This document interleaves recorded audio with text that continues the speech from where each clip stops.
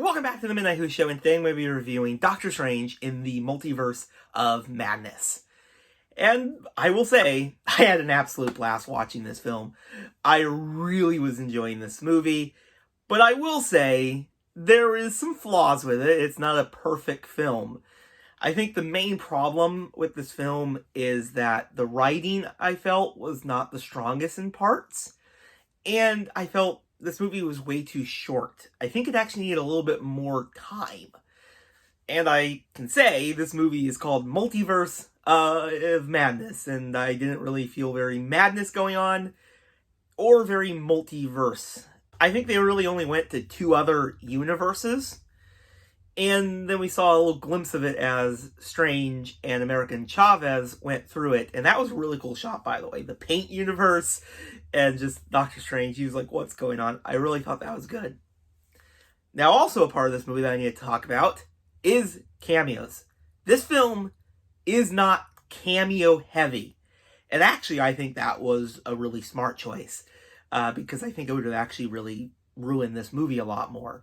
Because, you know, in this runtime, if you have cameo after cameo after cameo, I don't think it would have really worked well. The main cameos for this movie come from the Illuminati. You know, Mr. Fantastic, Black Bolt, Captain Carter, Captain Marvel, Mordo, and Professor Charles Xavier. Those were awesome. It was awesome seeing these characters. We get, you know, Patrick Stewart back. That was awesome. Haley Atwell, we've seen her in What If, so it was great that they brought that back. And I really like this different version of Mordo. I thought it was really cool. But I will say, this scene, I don't know, I felt these characters were very, you can tell, I think their deaths, they were a very arrogant version of these characters. You know, they felt, we defeated Thanos, oh, we can take on Wanda.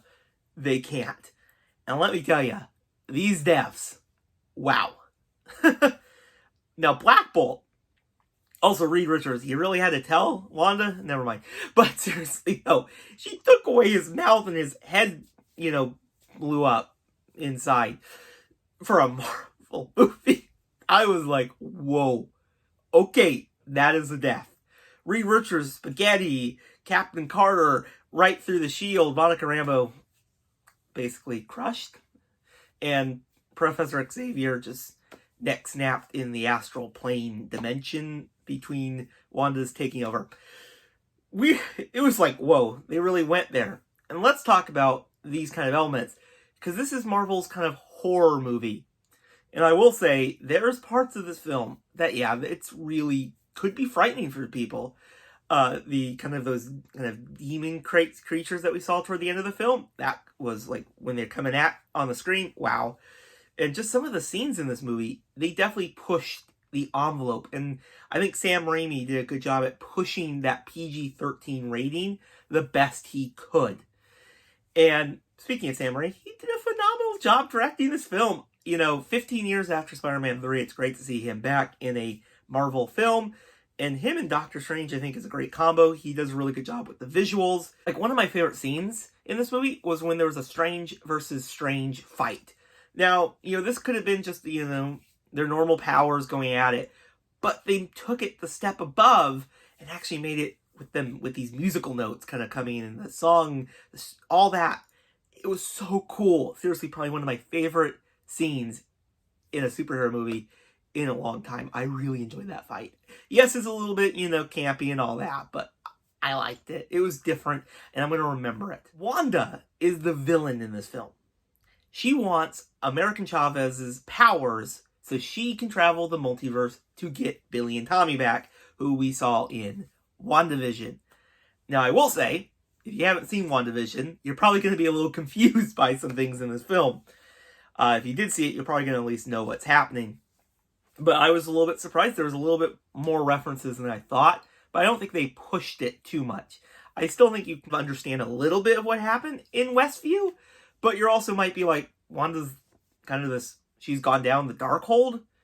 That's weird from the last time we saw her in the movies. Yeah, that could be a problem. Elizabeth Olsen, I think, did a fabulous job in this role, and I really enjoyed her kind of dark descent in this film. And Benedict Cumberbatch was amazing. As always, as Doctor Strange, I really do enjoy this character, and I actually did enjoy Gomez as American Chavez. I think it was an okay introduction.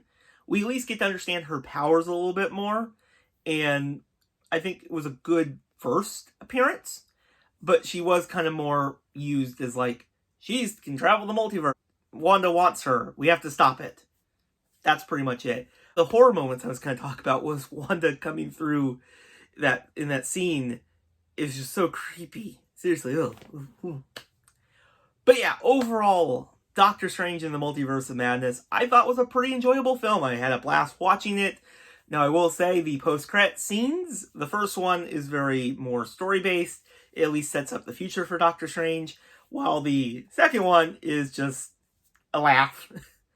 It's Pizza Papa finally stopped punching himself, and he just screams it's over.